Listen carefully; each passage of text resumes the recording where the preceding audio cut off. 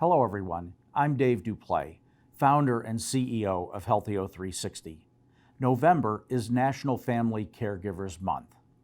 A lot of our h360 members are actively caregiving for family members or loved ones and need a place to find support and connect with each other for inspiration, motivation, and support. We understand the demands that caregivers face and the struggles to balance their personal needs with the needs of their loved ones. Debra Hallisey, author of Your Caregiver Relationship Contract and founder of Advocate for Mom and Dad, joined us on H360 HealthTalk a few weeks ago. Today we are pleased to present part 3 of that Health Talk, and we will continue to develop materials that caregivers can use to find strength and practical advice. Our Healthy 360 team will continue to provide the caregivers in our network with the support and inspiration they need to continue their journey as a caregiver. Please enjoy this episode of H360 Health Talk.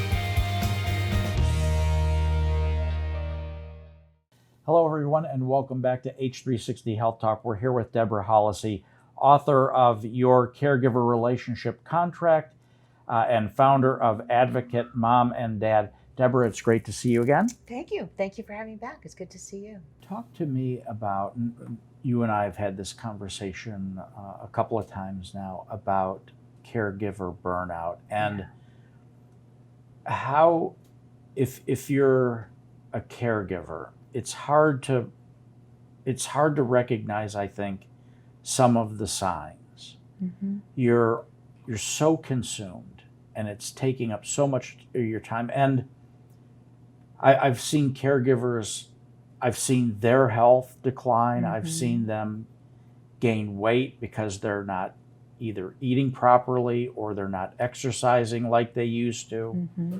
So how do you advise clients and families, especially in my case, the siblings? Mm-hmm. Here's the top couple of things you want to look for. If your father begins to do this, that's a sign. That's a red flag. How do you think about that? So I think personality changes. If they're starting to get really irritable and angry in ways they never did before, they're tired and they're exhausted, right? If they're gaining or losing weight, if they're sleeping, if they're not eating, all of those require you to really, be observant about what's going on in their life and kind of noticing those markers. The other thing that's helpful as a caregiver, both for your care and even with your siblings, and I think we've talked about this before, but there are activities of daily living, right? Things people do for themselves, and then instrumental activities of daily living, what they have to do in the community to live in the community. And so kind of also keeping an eye on your dad with that as well, right? Like, is he not dressed as well as he normally did, right? He could just be not getting to the laundry. Is he, or just exhausted? Is the food in the refrigerator expired, right? Or he's not getting to the grocery store, or he's not eating properly. So understanding ADLs and IADLs is one way that you can observe what's going on and then start that conversation. Dad, I noticed that there's a couple things in the refrigerator expired. I'm concerned you're not eating properly. Would you like to let's go through this together and we'll throw out what's bad. And then, can I go shopping for you? Or would you rather when I cook for the family, I bring over extra food for you and Mom? You're keeping the control with him and giving him options, but you're observing something and you're expressing a concern. So, and that's true for caregivers as well. All those signs, and let me tell you, when you are in there's a pyramid of stresses, right? Goes from 5 to 4, all the way up to 1. And in a crisis, many of us function at 5 and 4. And here's where the healthy eating comes in, because at 5 and 4, your reptilian brain is saying, I need carbs, I need sweets, I need the comfort foods that are going to keep my body going. And when you're really in crisis and in that mode, you can't even think your way clear, right? So if you see that, your sister and the primary caregiver, then it's a time about, I'm worried about you. I'm noticing you're not eating properly. I'm thinking you don't have the time. What can I do to support you? Right? And having those conversations. For me, it's also having a conversation with my mom about what I need to care for myself. And partially what I need to care for myself is time for myself and time with friends. Debra, where can people find your book? So it's on Amazon. They can get it in both ebook and in print as well. It's so interesting to hold something you've written in your hands. It really is. Yeah, it's available right now.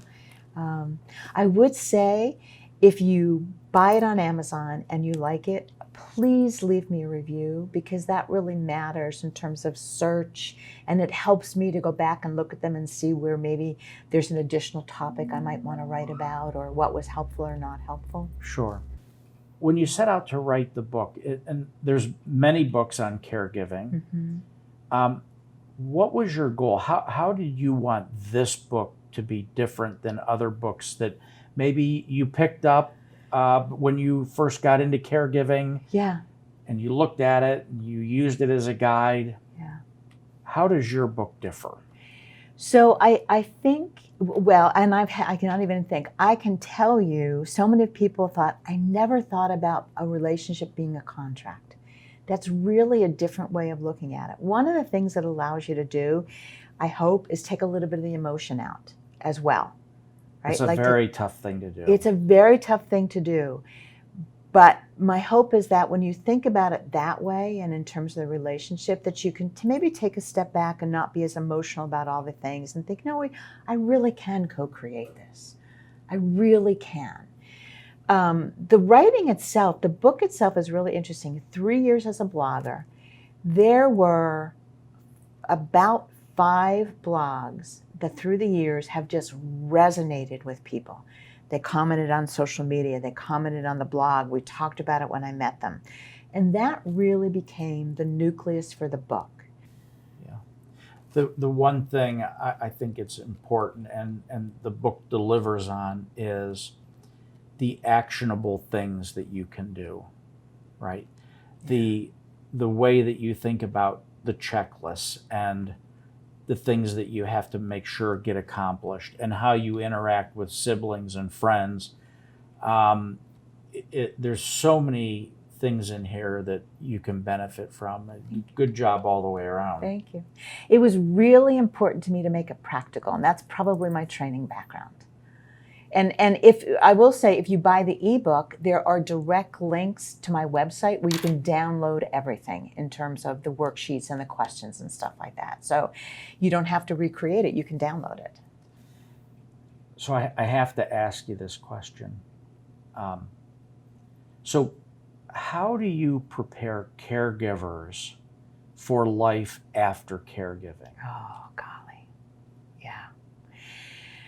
First of all, by simply saying, you know what? You are going to be at sea for at least a year to 2 years, because so much of your identity has been as a caregiver. You may have given up your job. You may have, friends have fallen by the wayside. Right. This is actually an opportunity to recreate who you are, because being a caregiver changes you. And in that ability to recreate who you are, the world is open to you. You're going to have so many emotions. It's okay. Lean into them, deal with them. You're going to have to figure things out. You may not want to go back to your previous career the way I don't want to go back to being in corporate and training. But you will get to the other side. You know, one of the emotions that runs like a river through caregiving is grief.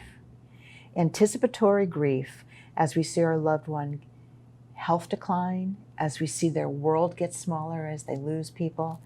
But by the same tone, we have our own anticipatory grief as we realize our time with them is lessening. And our plans are either gone or on hold.